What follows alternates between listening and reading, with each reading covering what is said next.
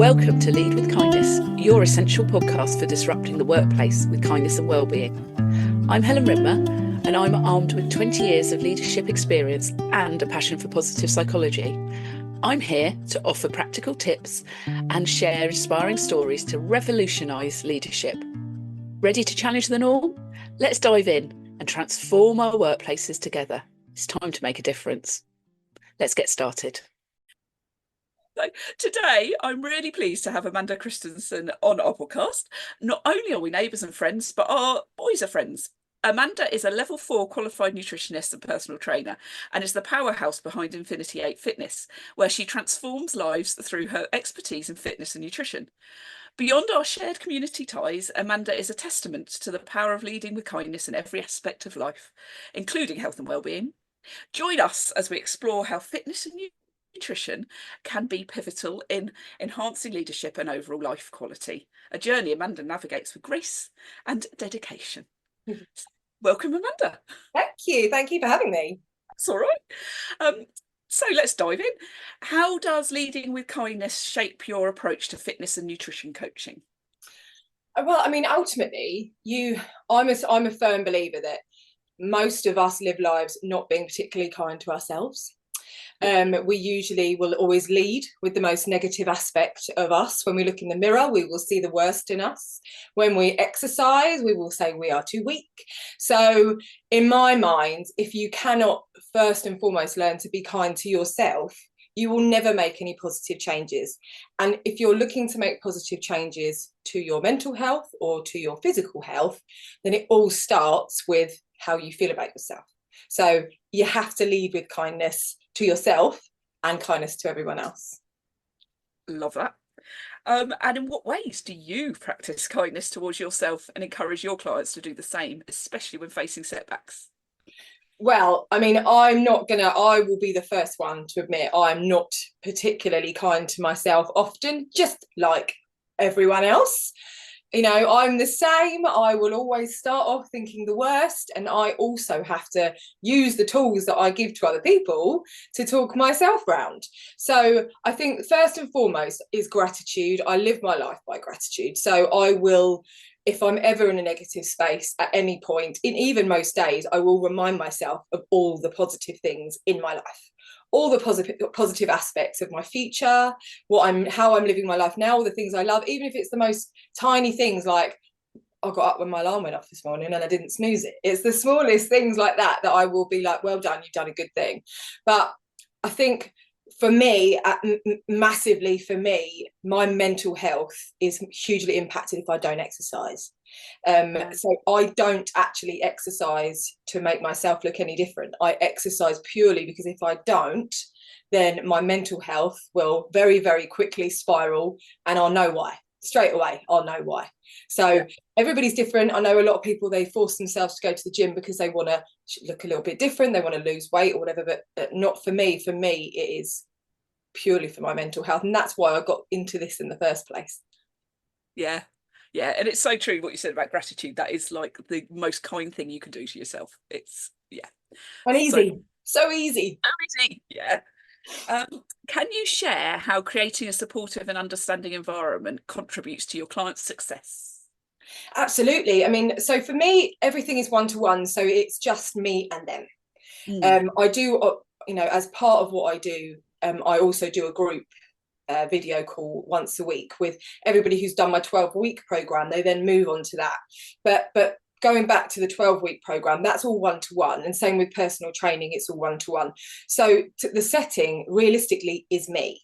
So how I approach that is I will always make sure that whoever it is that I'm talking to understands that I am their safe space, that they can tell me whatever they want to tell me, and there is no judgment here. And I will always make sure that whatever they're feeling, I'll turn around to make sure that they feel that they're supported and that they're encouraged, and that nothing they are ever doing is wrong. And the word failure comes up a lot in what I do, and reminding people that that doesn't exist. Failure doesn't exist. You may do something that you're not happy with at the time, but everything can be changed, and your opinion and your approach to things can be different. So for me, I am their community, I'm their safe space, I'm their support. But then when they move onto the graduate program, the reason why I created that in the first place was because that sense of community spirit of you've all done the same thing as me. You've all just finished what I've just finished. So when I feel really rubbish because I haven't done certain things I was supposed to do as part of the program, you guys probably haven't at some point either. So then they have someone else to lean on, so they all help and support each other. You know, one person will say, I'm having a really low day today, I'm really struggling. And someone else will go, get out for a walk, go and get some vitamin D, go and breathe in some fresh air, or make a cup of tea, or, you know, that kind of sense of we're all in this together. So that then lifts the mental spirits of everybody, which then all connected, the fitness and nutrition then all comes along after it. Beautiful. And that is so much what group coaching does. Like whether it's a graduate program from something else or a group program, it is all about that joining a community and raising up. I love it. So how do you tailor your coaching to respect the individual needs and boundaries of each client, reflecting a kind approach to personal development? Well, I mean, because everybody is so different and everybody's situation is different. So I may be speaking to a 21-year-old who's at university. I might also be speaking to a brand new mum, or I might also be speaking to someone who's in their late 60s, early 70s. So everybody is in a different situation in their life and a different point in their life, which means I have to understand, respect and appreciate what their challenges are. So, for example, if I'm speaking to a 21-year-old who's really struggling because her and her boyfriend aren't getting on, that to her is such a huge part of her life right now. It's massive. And so I listen and respond accordingly based on her circumstances. Whereas I might be speaking to the 69-year-old or 70-year-old who's struggling with loneliness and is feeling really low about herself because she doesn't want to go to gym classes, or she doesn't want to go because she's nervous, she's alone, she doesn't have any. I then have to change completely my approach to make sure that I'm supporting her effectively. So, you know, every person that comes to me, when we have our initial consultation, sometimes it does feel a bit like a job interview because I do kind of grill them, and then I explain why. So I want to learn everything about you so that I can then tailor the service I provide to make sure it fits you. I can't tell a busy mum who's got a 6-month-old baby, I cannot say to her, why can't you go to the gym for an hour every day? Yeah. I mean, can you imagine? I can't. You know, I could say that to the 21-year-old and say, do you know what, go to the gym because you'll feel better for it, get it all out of your head. But I can't say that to a brand new mum who's running around like a headless chicken anyway.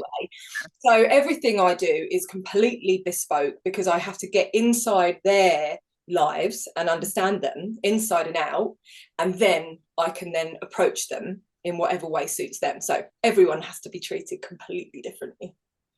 Very good. That's and that listening, that active listening is so key, isn't it, to building empathy and absolutely. Could you discuss the importance of kindness in building a healthy relationship with food and exercise? Absolutely. I mean, it's a difficult relationship for a lot of people, actually. I think, and I also think it's not really spoken about enough, the horrendous relationship a lot of people have with food, especially food, more so than exercise. I mean, in what I do, you know, it's 80% nutrition and 20% exercise. So that's where the focus sits. 80% of that is on food. And your relationship with food is everything, because it's what fuels your body every day. And if it's fueling your body, it's fueling your mind. So you need to have that really healthy, respectful relationship with food in whatever way suits you. Because again, a lot of people they're scared. They don't know what to eat. They don't know. And nobody knows, like, what should I eat that's good for me? What should I eat that's bad for me? You know, whereas actually, in my opinion, there's no such thing as bad food. If someone was to come to me and say, you're not allowed to drink wine for the next 12 weeks, well, God help them. So you can see where my head sits. So I truly believe that if you learnt about food and you learnt what eating certain foods will do to your body and how it works, physiologically how it works, you lose that negative relationship with food, because you then think, all right, so this is how I'm feeling and this is the time of day and I probably should be eating X, rather than, oh, I don't know, am I allowed a biscuit now? I don't know, should I have a biscuit? I'll have a packet of crisps, but oh my God, if I do that, then my whole day's ruined. You know, if you understood food better and you know, well, I can have whatever I want, but it's just about balance and it's just about making sure I get the right things in, then all of a sudden your whole perspective changes. So you have to approach your relationship with food and with exercise to a point with a kind to yourself mental aspect. Because if you're thinking about, I'm eating whatever I want to eat because it's going to do these good things to me, then all of a sudden you stop feeling bad about it. Yes, that's so true. And we've all grown up with so many messages, like growing up in the 90s and 2000s was just like, oh. I mean, it really was. And I just think, I think especially for us actually and our generation, there was like a good sort of 5 or 10 years where there were so many different diets out. Yeah. You know, there was Atkins diet, there was the 5-2, then Slimming World, then Weight Watchers. And don't get me wrong, apart from Atkins, all the others, they all serve a purpose, but none of it is education. None of it's actually teaching anyone anything. And I firmly believe this kind of stuff should be taught in schools because you grow up with it. So, you know, everyone has to eat, everyone has to drink. So why aren't we teaching kids from an early age to love food, food, all food, and why we love it? You know, give them the reasons on why to love food so that they don't grow up then surrounded by social media, which is full of try this, try that, try this pill, try this potion, let's have this tea. You know, all of this stuff, which is all it's just negative and wrong in every sense. So if the kids at school learn about food, they'll ignore those. Yeah. They'll know about it. They'll be educated in it.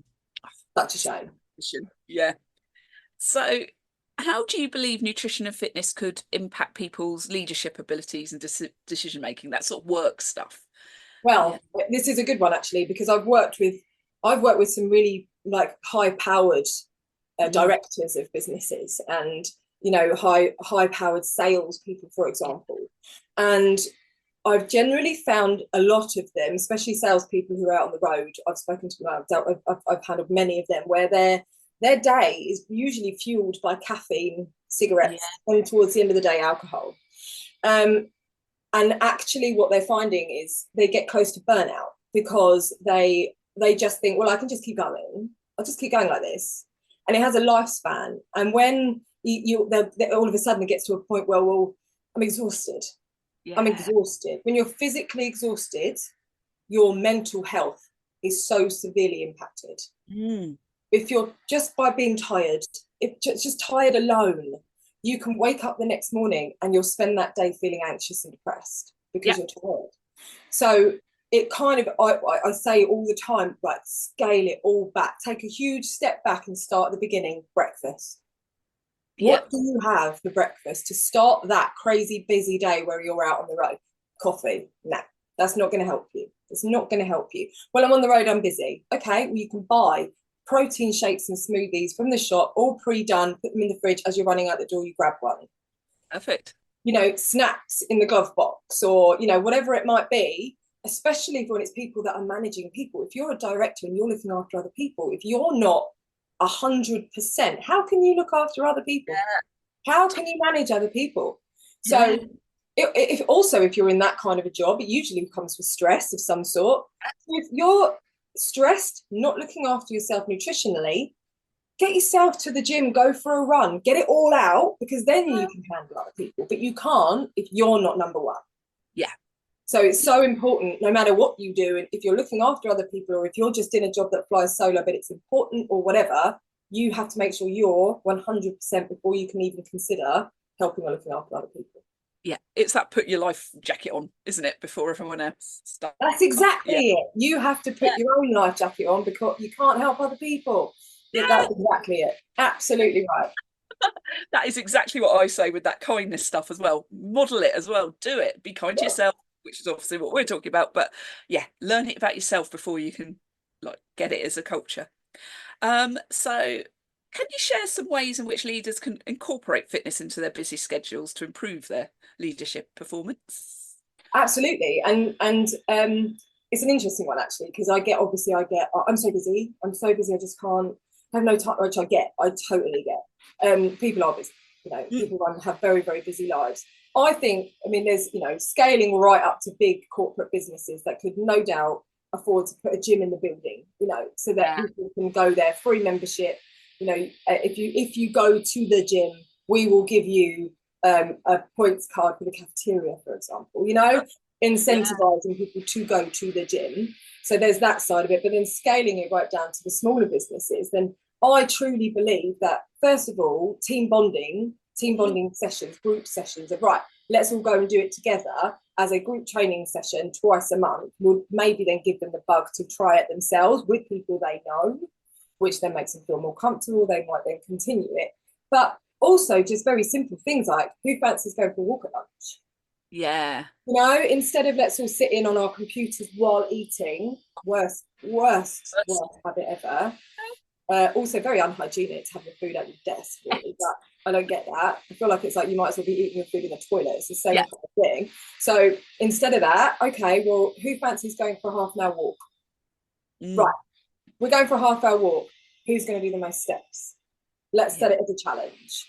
Everyone loves a bit of a challenge. But also as a team, I used to do this because I used to work in corporate, and as a team, we used to say, right, Monday to Friday, who's going to do the most steps this week?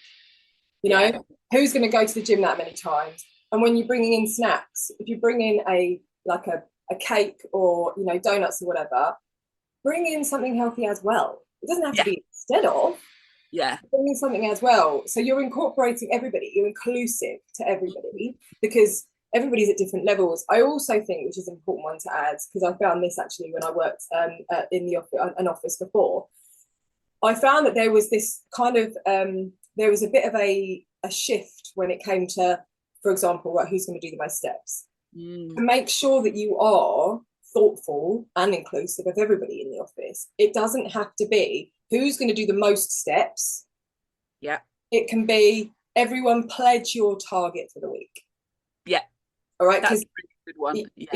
I mean, because somebody who's got a dog, for example, they are more likely to do twice the amount of someone who isn't. But what you're looking for is at the end of that week for everyone to feel they've achieved.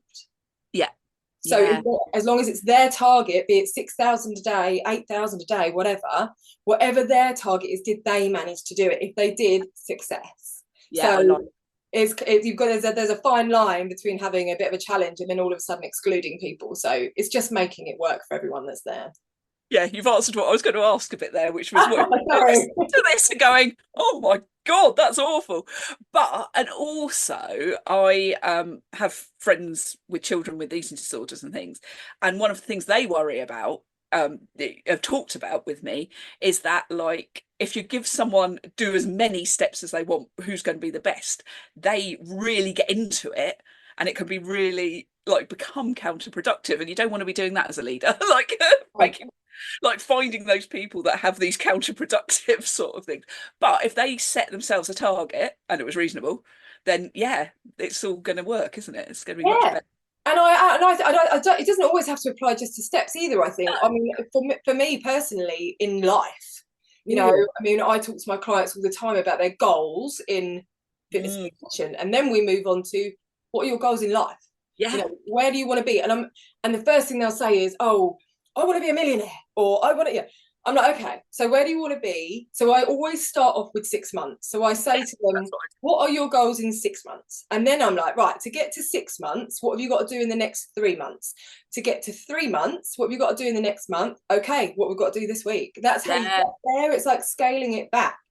But and when you then understand what that person's goals are, that person's goals are probably so different to that person over there. You can't, it's not a one size fits all, or any of these things are not a one size fits all. Everything has to be completely bespoke so that everybody feels included. Totally. Difficult balance. Yeah, especially if you're trying to do it in a work environment. But things like walking is a really good place to start, or other. And some people it might be, well, actually I haven't got time to do lots of walking, but I go swimming every day. Can I set my target as a swimming? That's it. Yeah, exactly. I'm lucky to be able to have the time to go swimming every day. That's my dream. I love that. Dream. Anyway, how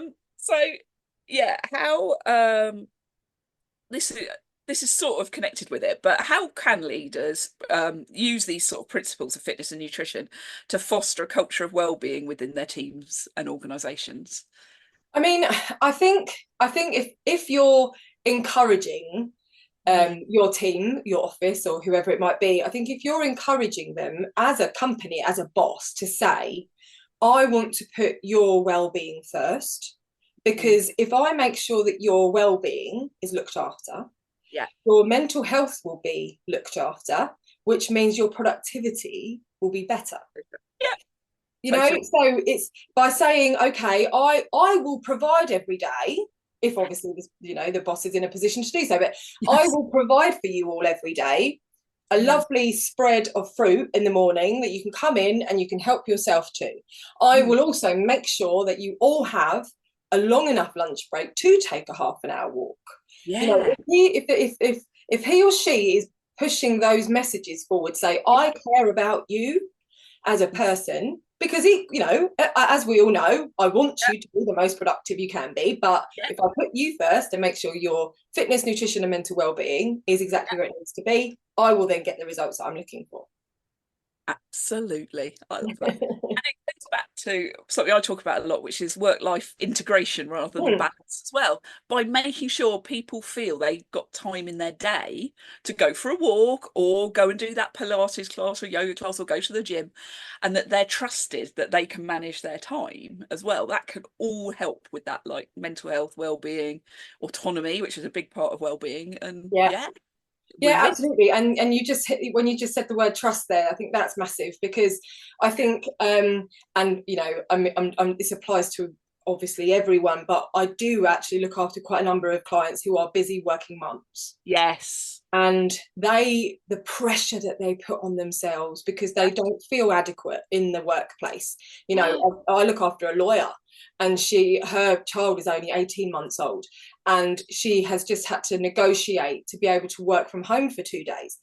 Now, her boss is lovely and said, of course you can, you'll be fine. You know what you've got to do in a day, you'll be great. Yet she is saying, I'm at home though.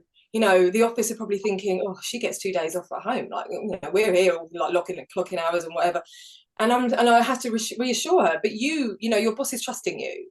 You know, she's saying, I know you can do it. You can do it. Of course you can. I'm going to say, yes, do it. You know, you always clock off, you know, late, or you go above everyone else anyway. So that's absolutely fine.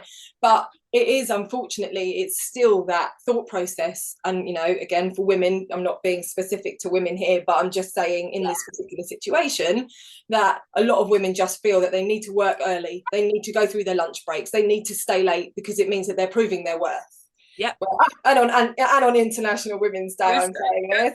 But I do find that it's still a big issue out there, that women feel that they need to prove themselves, whereas men generally don't. It's not men's fault, it's just the way that the society is. So by saying to them, I'm going to make sure that you get half an hour at lunchtime, and I'm going to check that you did it to go for a walk. And I want you to clock off at 5:30. And when you do clock off at 5:30, go for another walk. You know, that's the kind of thing that I would like to start seeing more of. Oh, definitely. And that it's okay to put that in your calendar as, say, this time is my time. And also, when I work with organisations, one of the things I say is the best way to do this is actually to allow everybody to do it. So actually, is there a reason why everybody in that organisation isn't allowed to work at home 2 days a week? What is this reason? Because then it doesn't become, oh, they are special because they've got it. It becomes just the norm. Everyone. Just do it for everyone, and then it's not an issue. Well, and everyone needs it. Everyone. Absolutely. Not just specific to women, you know, everyone needs it. Everyone needs to exercise. Everyone needs to get outside. And I'll tell you now, I guarantee this probably come back and bite me on the ass, but I guarantee here that that women in that situation are probably far more likely to try and do it than you know, a mid-20s young lad who thinks, I don't need to, I'm fine. I don't need to train, I don't need to exercise. I'm lucky I eat burgers every day and I don't put on a pound. But you know, it's applicable to everyone. Everyone still needs to get out. Everyone still needs fresh air, exercise to keep looking after their mental health. So it should be available to everyone. Yes, there we are. Get it for everyone. So, in your experience, what are some effective strategies for leaders to motivate their teams towards a healthier lifestyle? Incentives. Incentivizing them is always a winner. I mean, you know, I know actually, I think in Burgess Hill, the Amex in Burgess Oh, Hill. yeah. I know that they are running so many incentives, which I love. I think it's brilliant just to get people moving. So it's a case of they're working with certain gyms that they're getting discounted memberships for, or you know, if you attend this number of classes, then you get given something at the end of the month or whatever it might be. But I just think by incentivizing their, you know, all of their work, all the workers to either be, when it comes to food or exercise, to be honest, it could be, have you had your 5 a day?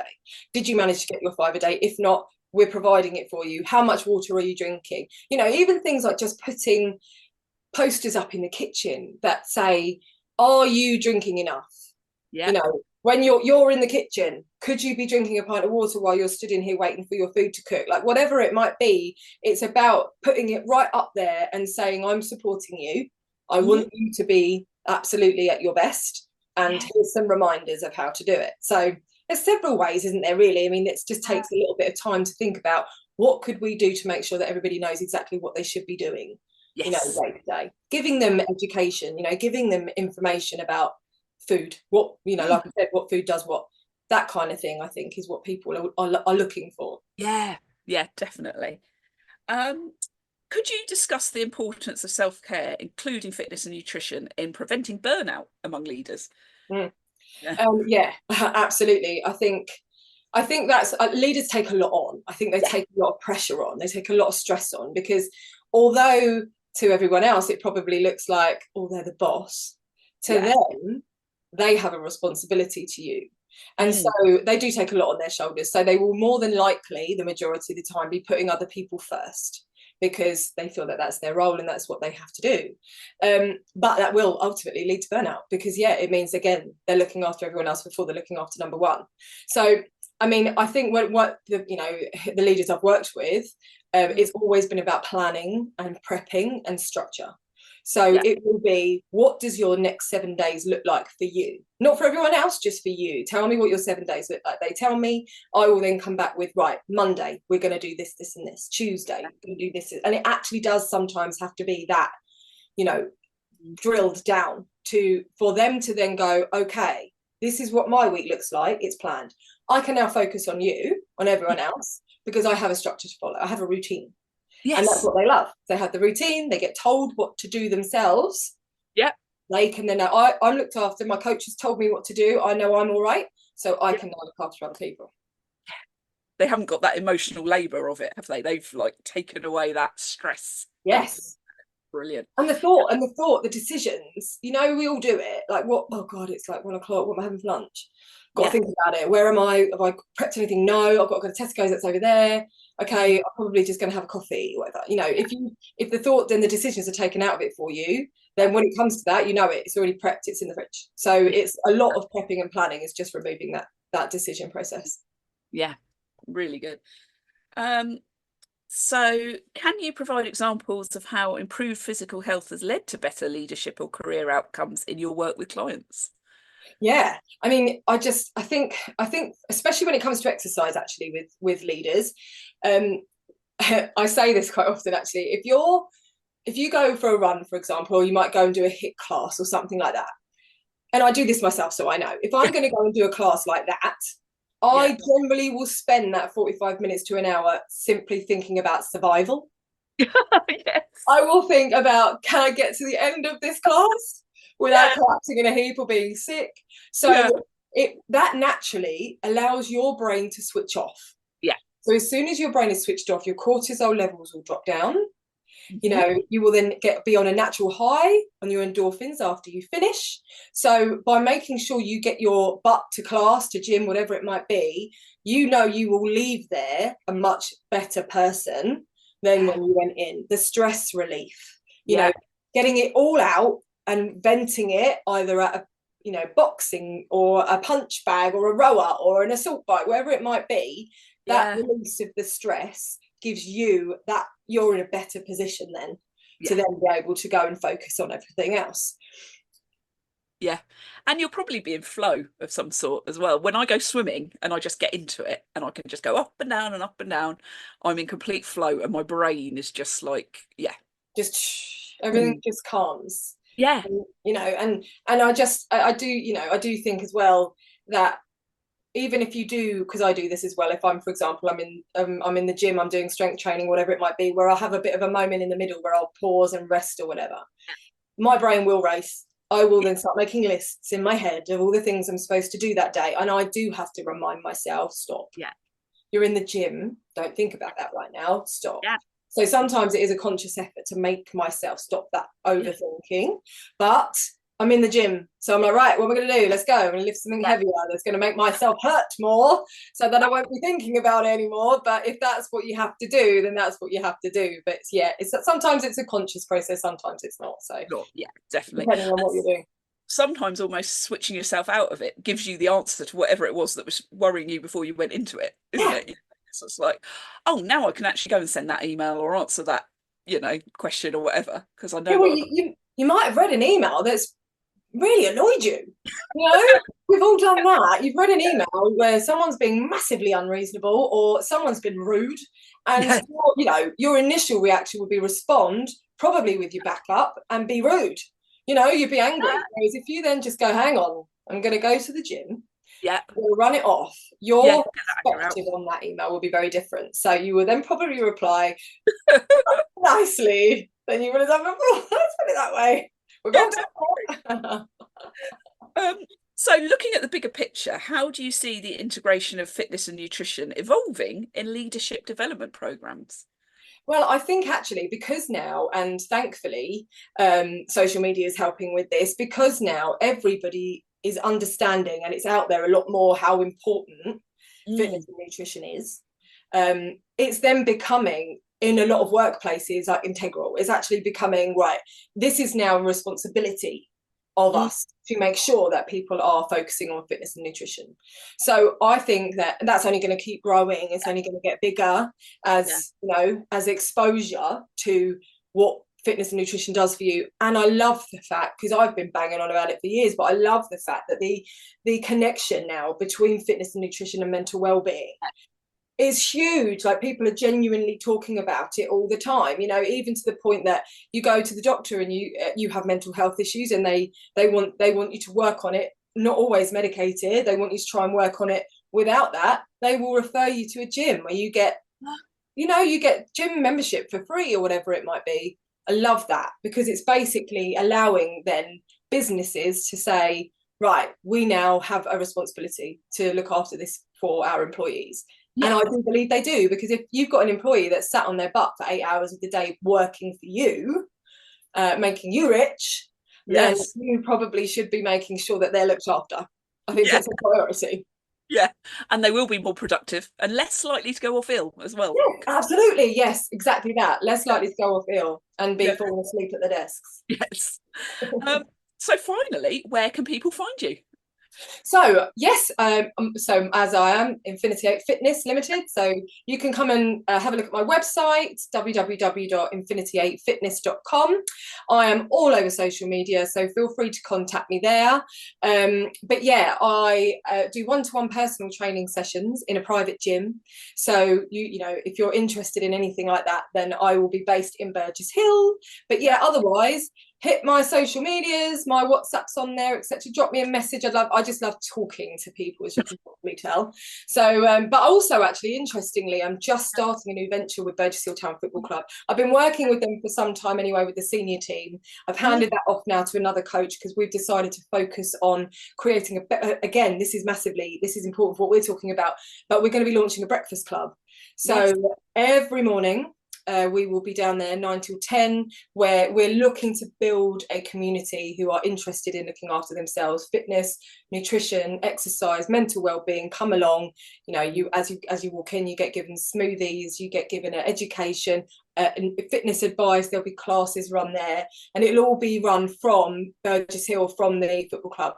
So yeah, we're massively focusing on getting more people together to talk and say what their struggles are and their challenges are. So yes, either contact me myself or through Burgess Hill Town Football Club, because I'm affiliated with them.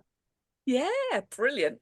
So that wraps up our conversation, Amanda. Amazing.